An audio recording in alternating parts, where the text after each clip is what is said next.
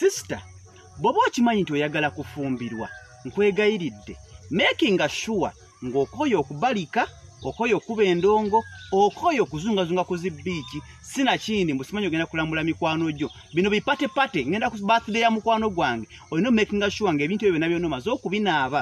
Kubanga obufumbo buvunaanyizibwa. Olunaku lw'ogenda ofumbirwa omusajja, automatically kiba kiddako kya kuzaala baana. Abaana bagenda kwetaaga ssente.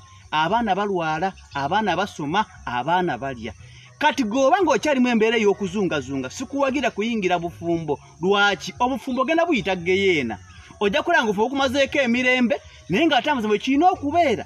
Omuntu yenna ayingirira obufumbo, olina okukakasa ng'amazima okooye eby'amasanyu, omaliridde. Obufumbo buvunaanyizibwa, obufumbo birooto, obufumbo future. Oba oli mu future mw'obwo obudde kasi oyingira obufumbo. Okitegedde bulungi mukwano, so kasi tolabanga amazima amatuufu togenda mmalako.